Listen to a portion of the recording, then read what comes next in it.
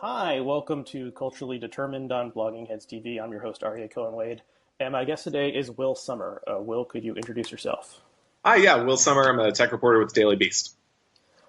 Thanks so much for coming on today. So, in addition to tech, you also cover conservative media and the far right or the alt-right, or how would you describe that part of your beat? That's kind of my weird niche, is sort of like right-wing media and conspiracy theories and right-wing internet in general. Right. So how did you end up covering this particular niche? What attracted you to this beat? Sure. So I come from a pretty conservative background in Texas, and so I grew up kind of like with a taste for like Rush Limbaugh and Fox News and all that stuff. And then I went to college, whatever, but I still kept following these various characters, and really like the number of characters has only proliferated. And so I was kind of bugging my girlfriend about all the antics the likes of Milo Yiannopoulos would get up to, and she said, "Well, why don't you start a newsletter and stop bugging me about it?" And so I started Right Richter in 2016, and Right Richter will soon be coming back. So that's my weekly newsletter on conservative media. Okay, so did you have a political transformation yourself, but still maintain an interest, or how would you describe yourself politically? Yeah, exactly. I mean, I was no longer a kind of diehard Republican, but these guys are I'm very interested in kind of the ideas and the fractiousness, and there's a lot of like factions that can develop and stuff like that. Mm-hmm. Why don't we start with a recent story you've been covering in which you yourself played a minor role, and that's the Roe versus Wade movie being filmed in Washington, D.C.? And can you talk about that and how you became a part of the story? Yeah, so this is an interesting, a very interesting movie that's kind of like shaping up to be, one of these kind of classics of conservative cinema alongside like the works of Dinesh D'Souza. Basically, this movie's being funded by the ex-fiance of Sofia Vergara, who's like currently embroiled in a battle over their embryos, which are frozen. And so he's decided to make this like pro-life movie with like kind of like a weird, it seems like a commentary on his current legal troubles. So, this movie is like a who's who of conservative actors, and you've got it was Kevin Sorbo and Stephen Baldwin were initially attached to the project. They've dropped out because apparently the script is very gruesome. The Daily Beast's Marlo Stern has done a lot of reporting on how many people have been quitting the set, both in the cast and crew, because it's just seen as like a very like macabre movie in terms of showing like buckets of fetuses and stuff like that. Figures like Roger Stone and Milo Yiannopoulos and Tommy Lauren have cameos in it. So there's been a lot of kind of like drama around the set. And so they were filming in DC, and I was curious, whether this would draw protests or, how it would go. And so I was sitting, they were filming a segment at the Lincoln Memorial, and I was sitting with some tourists. I was not in the shot or anything. No one told me to move. And then basically this intern came over and stole my notebook and started running away. And, this is I said, I kind of ran up to him. I was like, hey, let's get the police here. We can sort this out. And this guy's just, acting like I'm just like harassing. He's like, leave me alone, sir. And he kind of like tries to hide my notes in his pants or his bag. And eventually the police come and they give me back my notes. They have to search this guy. And, but now, it was sort of like, I did not intend to get drawn in, but it's kind of the latest mishap for this production. Do you think this is like, so this is like a kind of a younger person who did this? Yeah, I should say, intern. This guy had like pretty hefty guy. I'm not like facing off with, but they released this audio of me, like 7 seconds of me kind of like saying like, hey, give me back my notes, maybe swearing a little. But eventually I did get him back, but it's kind of become a whole thing now. They've kind of been on this misinformation campaign, but hey, I was just there to see something, see what happened. And, certainly I got more than I bargained for. Yeah. Do you think this is related to like Trump's fake news thing of making? I mean, the right are already considered journalists and the media to be like one of their enemies, but now it's like Trump is saying he said something like they're the enemy of the people or undermining. Yeah, I think there's a sense that you can kind of like get away with more as far as like harassing journalists or stopping someone from doing their job. Certainly there was a lot of like the crew was very thrilled that they had put this intern up to it. Very, very brave move on their part. And so, yeah, I mean, like, they kind of went on this media tour with various right-wing websites, sort of painting their version, which is completely inaccurate. But, I think we will see when the movie comes out, whether all these hijinks were worth it. Right. And you also interviewed, is it Corbin Burnson? Yeah, Corbin Burnson, who apparently is famous from LA Law. He was on Psych and Major League. And, he apologized. He felt bad about the whole situation. Very nice guy. I will say that, kind of the nicest person I dealt with on a otherwise very hectic day. And so, this guy, he kind of obviously had kind of gotten caught up in these shenanigans as well. And there was this whole, they were like, they felt bad and they were like, okay, well, do you want to interview Corbin Burnson? And I was like, I guess. I mean, nice fellow. But yeah, I mean, a lot of these actors have kind of found themselves, like he was complaining about the script. He said he's asked for changes. They kind of thought they were signing on for kind of a blandly pro-life movie. And it's turned out to be like, this kind of like nightmarish, illegal abortion movie. Okay, well, hitting theaters soon, possibly. Will it have an actual release, you think? That's a good question. I mean, I could see it doing some, kind of like Bible Belt theaters, or it could also probably just go on demand. We'll see. I mean, I'm concerned, maybe they'll make a character named after me, like a real scumbag or something. Okay, let's shift to really the main reason I want to talk to you, which is this online phenomenon that is really interesting, and it's called QAnon, or is that how you pronounce it? Yeah. Okay, so QAnon. Maybe people who don't kind of pay attention to what's bubbling up on the right have heard a little bit about this, or maybe they haven't heard anything about it at all. But it's a conspiracy theory that's starting to move from the fringes towards the mainstream, and people doing things in real life because of it. So, for someone who's never heard of QAnon before, how would you describe this phenomenon? Yeah, so I mean, this is sort of a high context. Bear with me here. We're going to go down the rabbit hole, but.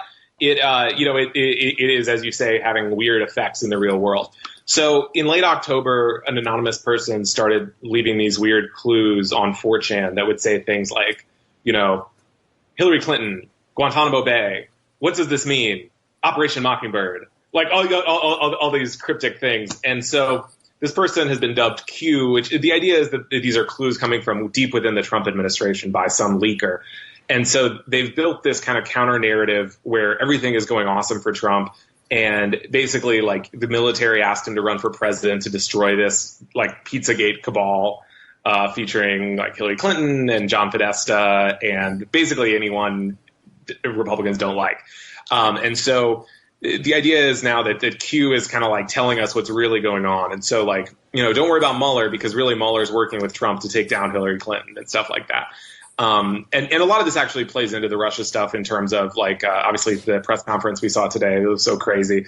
But the idea is that Putin is helping Trump take down this cabal and stuff like this, or that, like, the deep state has, like, kidnapped the Kim dynasty in North Korea, and they're really good guys too. And I mean, it's this whole thing. And so the way it's playing out in real life is, like, in April, there was this big QAnon march. It was like 200 people in downtown DC, just like chanting their bizarre QAnon slogans. People are wearing Q shirts to rallies, and that always gets like a lot of play. And then most concerningly, this guy with like an armored truck shut down traffic near the Hoover Dam. He had all these guns, and fortunately, like, no one was hurt, but he was holding up kind of like QAnon signs. Right. So it is down the rabbit hole, and it's really weird. So there's some things I want to explicate, and some things I myself don't understand about this. So, okay, so the theory is kind of like, there's like a secret, cabal of like child sex traffickers.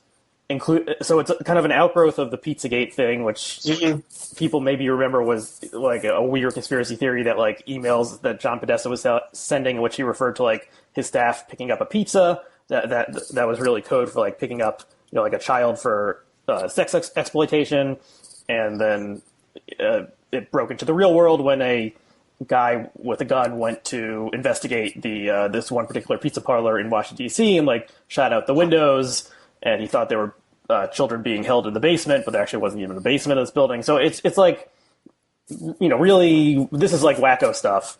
And then Q is like, I don't know, it's somewhere between like an alternative reality game, like if you remember those from like the mid-aughts, like, he's encouraging people to connect the dots and like figure it out. But yeah, the overarching theme is that, like, if you think if something seems to be going bad for Trump in the news, really that's just like a ploy, and things are secretly going well for Trump for Trump behind the scenes, and like everything is okay, and like the good guys are on the case. Wait, is that all accurate? Yeah, exactly. I mean, it's sort of like, don't worry about it. I mean, this is actually why the QAnon people get a lot of backlash from other people in like kind of the right-wing conspiracy movement. Because if you believe this, then it's sort of like, okay, like Trump has teamed up with the military and it's all cool. Like, don't worry about it. You know, and the idea that it kind of makes these people very like complacent because they're like, well, you know, this is all going on like so high above my head. Like I can't possibly understand what anything means.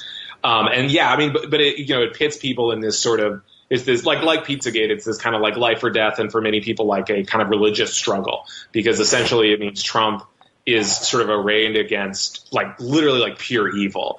And like, I mean, this gets into like when you get real deep into QAnon stuff, like a lot of QAnon people believe that like Hillary Clinton's like eating kids, or she's like draining their like spinal fluid to stay alive and all this crazy stuff. But this is kind of like several, you know, this is kind of like in Scientology, you know, once you get to a certain level, they tell you the really crazy stuff. And so it's kind of like that. It's like don't tell the normies, like we're trying to red pill them.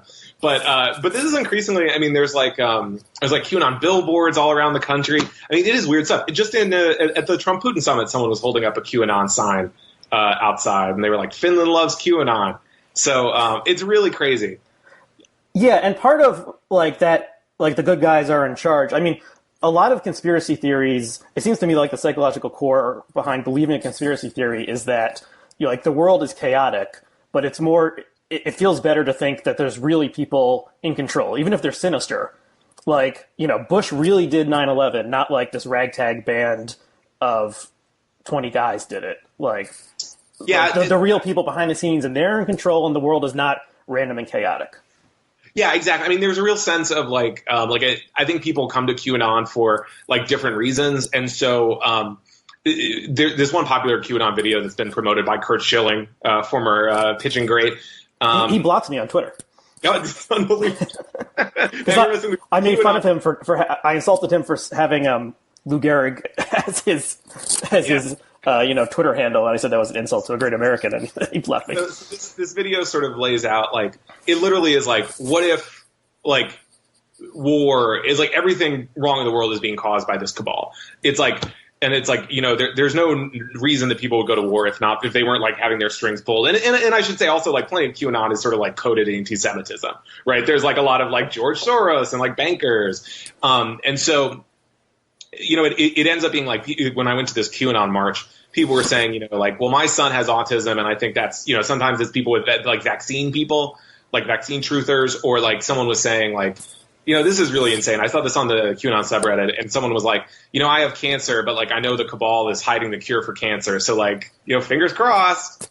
So yeah, I mean, it's all like it kind of just kind of sucks in a lot of like disaffected people, and also just like tons of Trump supporters. Yeah, it's like it's more than like the standard conspiracy theories of like, you know, the aliens really landed, or, you know, the moon landing was fake. It's like all encompassing and seems to explain everything. So here's something I don't understand. So Q started on 4chan, and then I think you said he moved to 8chan at some point, which is like, So Q moved to 8chan, and now there's lots of like, you know, kind of back and forth about like what's a real Q post, and people are like, oh, it's been compromised by the deep state. That's my central question. So it's all anonymous on both of those sites. How can anyone just not imitate Q's style and do a new Q post? And does that happen? Sure. So there's a thing called, like, on both sites, there's something called a trip code, and it's sort of like almost like a password you enter, and then you kind of like claim a screen name. And so basically, like, as long as you know, like, the idea being that like you can claim a screen name on these sites, and so as long as you enter this code, then you have to have that code in order to like post under that screen name. The problem is basically people figure out what the code is, and then they like go crazy. And there's a lot of like, as you might imagine, a lot of accusations about like, you know, who's kind of ripping off who here. Like there's various YouTubers who have been accused of being QAnon, and they're like selling QAnon shirts and all this. But it really is like, there's not like a very like compelling, certainly I enjoy watching these videos of people being like, look, he's Q. Like, you know, these are like 24/7 live streams. These people are like losing their minds, and they're like, you know, he's, but yeah, I mean, really, like I've seen no compelling evidence about who is or is not Q. There's a lot of like, oh, it's Dan Scavino. It's, maybe it's Michael Flynn. I mean, like there's no real evidence. Or Trump himself. Some people have speculated. Yeah, right? exactly. I mean, it is truly bizarre watching. There have been a couple times where Trump has encountered QAnon people at rallies or at the Trump Hotel, and these people just start yelling like, "We love Q" at him, and it's like, what is he thinking? Like, it's like his brain's melting. Like, what does this mean? Yeah, it boggles the mind. So where do you see? Do you have any predictions of where the QAnon thing is going to go? Like, is it just going to keep on building? Because it's almost like they keep on expecting some catharsis to happen of like, the good guys to reveal themselves and like Hillary Clinton and Barack Obama and John Podesta to be thrown in Guantanamo Bay. Like, right? That's never going to happen. So like, where do you see this like petering out or what? I mean, I think they're just going to keep coming up with, I think eventually it'll like, obviously it's going to fizzle eventually. But at the same time, like, let's say Trump loses the next election or, unlikely, but if Trump gets impeached or something like that, then you've got like so much more fuel for like this idea of a deep state conspiracy. And really, it despite being like really complicated, I mean, how long has it taken us to like explain it? Like it's growing increasingly popular just on the regular right. I mean, Sean Hannity has tweeted a QAnon hashtag.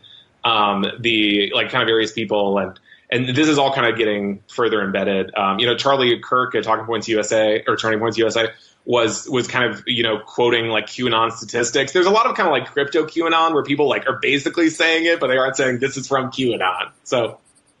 Yeah, I guess the other thing that's interesting about this is like the collaborative nature of it, that it's, the internet enables people to work together. So it's like the Wikipedia of demented conspiracy theories of all these people, or like the when Serial, the podcast, came out and people on Reddit were like doing their own investigation of the case, working collaboratively. So this is something that couldn't have existed 15 years ago.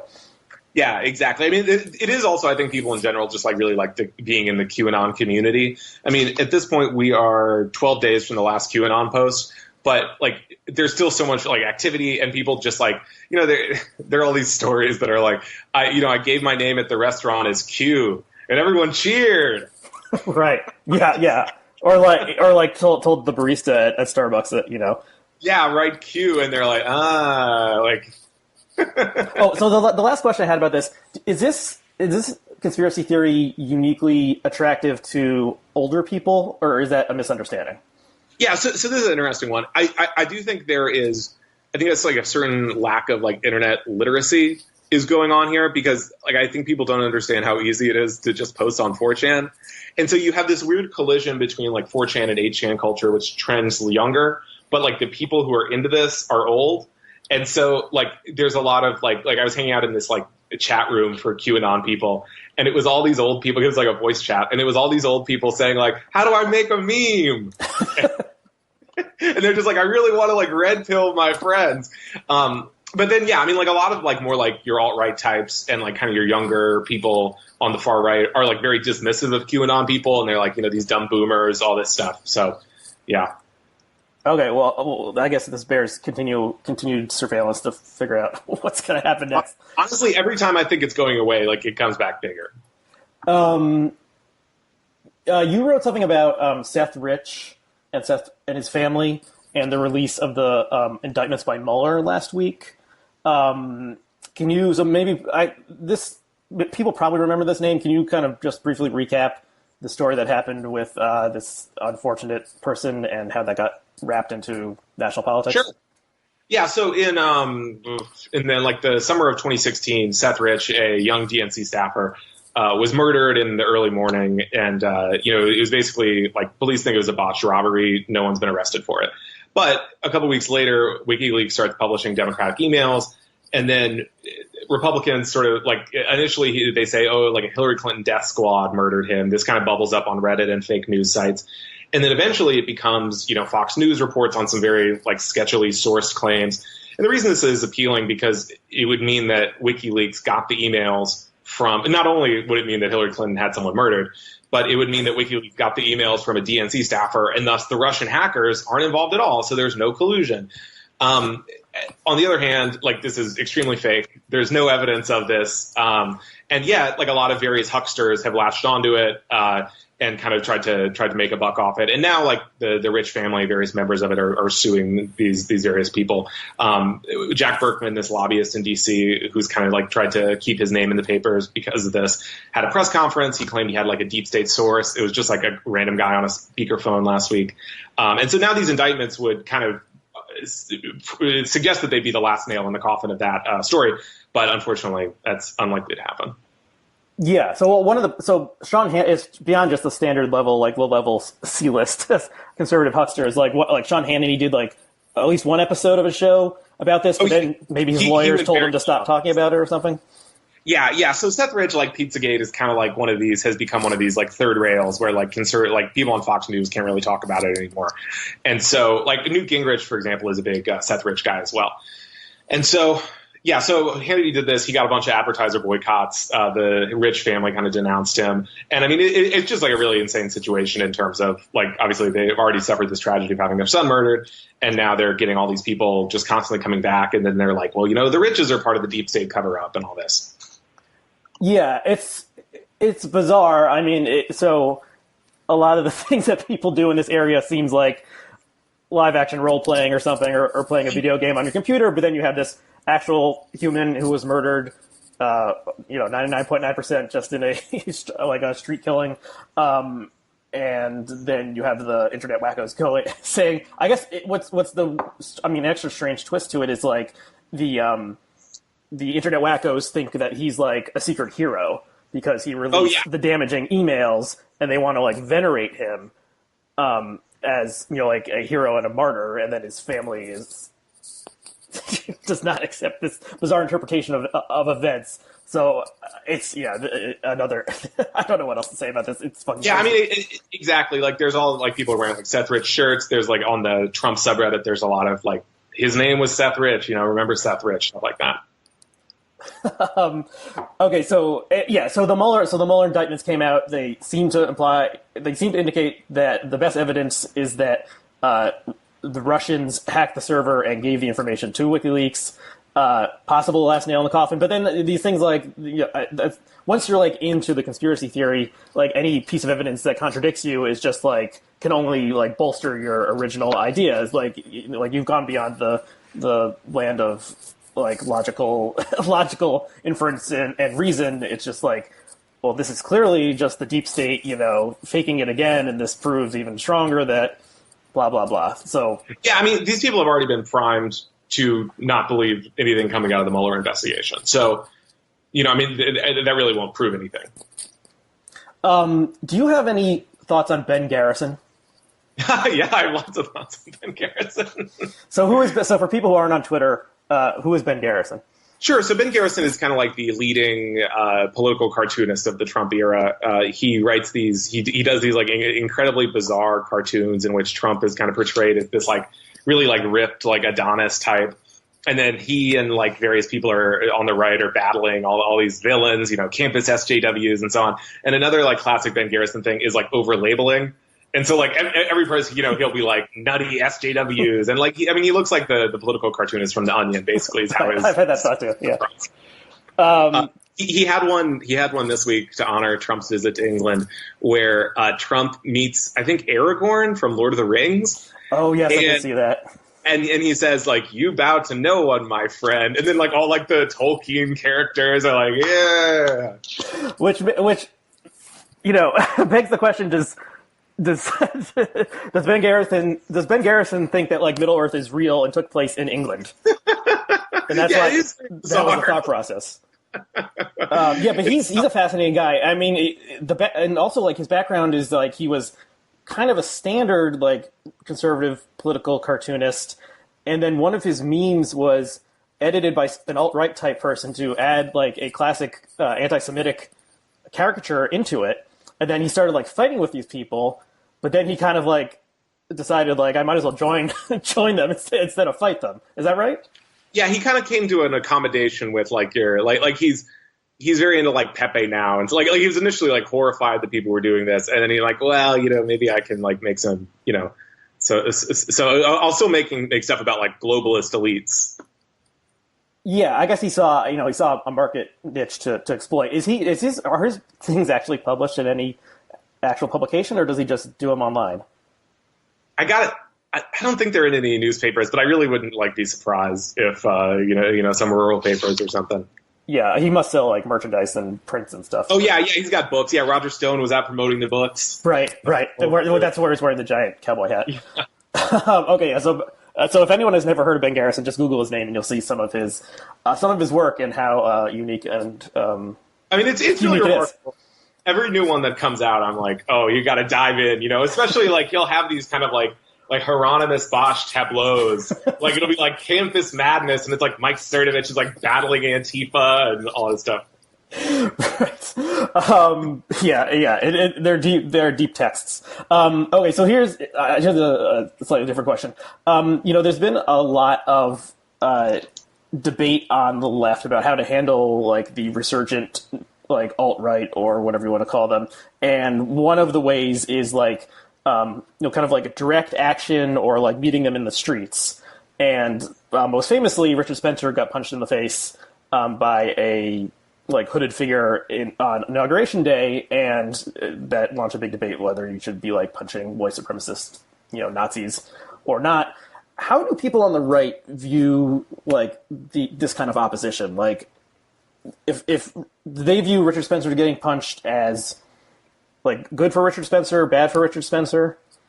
Yeah, certainly I think so I think there's kind of two sides, right? There's what they say, which is we love that, come on, let's make Antifa look just out of their minds. On the other hand, I do think the punch, certainly I think diminished Richard Spencer's position in the alt-right. The whole idea is it's based on strength and stuff, and then some kind of scrawny guy pops him in the face and it kind of looks like he's crying or whatever. I think they're prone in general, sort of your more mainstream, your Fox News types. They're going to make anything look like it's just completely out of control. And so, they aren't really acting in good faith in terms of whether if someone on Antifa does some violence, whether that is going to be weaponized against the left. They're going to do that anyway. Mm-hmm. Yeah. I'm torn about it. It seems to me that chaos in the streets ultimately helps reactionary politics, and black clad leftist protesters, Antifa people, don't have any real practical effect on the street. Maybe some slight times they protected people during the Charlottesville protest and riot kind of thing, so that was beneficial for sure. But it seems like the blowback and backlash is stronger than whatever good they're actually doing. I think that's right. I think certainly the stuff we saw at the inauguration protest, for example, in terms of smashing Starbucks windows, I think that then kind of sets the stage for when Charlottesville comes around, and there's perhaps a more justified need to be kind of with some sticks and body armor or what have you. That then you've kind of already primed half the country to dismiss Antifa or say, there's bad people on both sides. Mm-hmm. My sense is that the alt-right has kind of left Twitter over the past year or so. So a lot of them have been kicked off it. The Richard Spencer's still around, as far as prominent, Nick Fuentes. There's still a couple ones left. But I do think in practice, the kind of no platforming of people on various platforms is very effective in terms of reducing their reach, especially someone like Milo Yiannopoulos, whose whole thing is getting journalists outraged and getting people tweeting about him. Well, then when you kick him off and he's kind of confined that he's on Facebook or he's on Gab, these are, which is of course kind of the alt-right Twitter. Yeah, Gab is kind of an alternative Twitter that has been taken. It wasn't originally for conservatives, but it was kind of taken over for them because they never delete posts or anything. Exactly. And so now it's kind of just become a hive for neo-Nazis. And frankly, Gab, they post racist memes themselves on Twitter. There's not they aren't just we're just letting it happen. They clearly are taking a political stance as well. And so when these people are shut to and pushed into much tighter areas, it really just they don't have as much reach practically. And they really fade both from, I think, mainstream relevance and from relevance on the right. So, yeah, so some prominent people like Milo were kicked off, but I kind of remember from 2 years ago, if you post something that mentions certain words, like you would get like the Pepe Frog people or the outright like you're a Jew, you should die people in the replies. That doesn't happen anymore. So were those people banned? Were they maybe not real to begin with? There were definitely big purges. I mean, there was a point where they were purging everyone who had a Groyper avatar, and Groyper is like the eviler version of Pepe the Frog. And so they were just like knocking out all those people. Mm-hmm. And so, yeah, I mean, I think Twitter has been more active as far as like kicking white nationalists off. Admittedly, like still there's a lot more to do. I mean, it's insane to me that Richard Spencer, for example, is still on Twitter. So, yeah, that's where we're at. Let me ask you about one more unusual figure on the emerging new right. That's Jacob A. Wohl. Yes. Do you have any thoughts on him? I find him fascinating. Yeah, Jacob Wohl is, I think, like kind of the leader of these like young Twitter Trumpists who are like very like weird and just like they have like very strange backstories. My colleague Kelly Weil at the Daily Beast did a story on Jacob Wohl's background in like weird like investor stuff, and he had this thing where he was like asking for like cute girls on Instagram or Craigslist. Yeah, and then he claimed to be running a modeling service or something, but it seemed like he just wanted pictures of women or to meet women. And so these are these guys who kind of following a time-honored tradition we've seen from people like Mike Cernovich or Jack Posobiec, just ask make like the dumbest statements you could imagine, and then people get riled up about them, and then that increases their presence. I mean, he's like just these like incredibly like ill-informed, like just ideas that are really obviously dumb on their face, and then they're like, like triggered much. So yeah, and then I just recently learned that Jacob Wohl has a dad who's also a prominent kind of Twitter persona. So yeah, there's kind of a whole expanded universe of that crew. Yeah, the dad, his name is maybe Robert Wohl, and yeah, I wasn't aware of him at first either, but then if you click on his profile, he says he's a Fox News contributor, which I think probably just means he's like appeared on Fox News at some point in his life. And maybe they run some kind of investment hedge fund together. Yeah, it's very strange, but the way I first found out about him was he, at least for a while, was almost always the first reply on a President Trump tweet. And he would do like a thread, and it usually wasn't exactly connected to what Trump was tweeting about, but it would be like, the Trump train is coming through or something, and then he would do like 5 or 6 more, and he was really, really good. Again, I don't know if he was like gaming the algorithms or if he's just like always ready to tweet something whenever, he gets like an alert whenever Trump is there. And then if you I look at his feed, I don't follow him, like I can't take that, but I look at his feed occasionally, and yeah, it's just basically, Trump is always, it's like pure Trump. Like there doesn't seem to be a real connection to anything else, but like whatever Trump is doing is good. And he had one today that I retweeted that was like he's always happy to see President Putin dismantling the fake news in Russia. It's almost as good as when President Trump dismantles the fake news in America. Yeah, so it's just like these young guys who are just seem to have no actual ideology besides like the cult of personality attachment to Trump. Yeah, exactly. I mean, that's like a big like type on the internet in terms of right-wing internet is this kind of like no real attachment to like policies, but just sort of like whatever Trump says. It's like this rules, we're making America great again, Or it's like with this Trump Putin thing, as you mentioned. It's sort of like like Trump like dragged the press, like teaming up with our buddy Putin, whatever. Yeah. Do you have anything else you want to mention? Anything else you've worked on recently or are working on currently? I'm sorry, you cut out there. Oh, do you have anything else you want to mention that you've worked on recently or are working on right now? Yeah, I mean, so yeah, I'd say, check me out on the Daily Beast and on Twitter at Will Sommer, and rightrichter.com will be off its hiatus soon. And so that's weekly roundups of all this craziness. Okay, well, thank you for coming on and elucidating this strange world, and thank you for enduring some of this strange world. I mean, you must kind of enjoy watching YouTube. Yeah, I have weird tolerance people. I get kind of excited when there's some crazy new idea or like if people are feuding or whatever. So it's it's a good outlet for me. Okay, well, thank you for taking the time to come on the show. Thanks to all of our viewers and listeners. You can subscribe to Blogging Heads on YouTube or on iTunes, or you can subscribe to this show, Culturally Determined in particular, on iTunes, or you could leave us a review. That helps other people find the content. So thank you again, Will, and we'll see you again next time. Great, thanks for having me.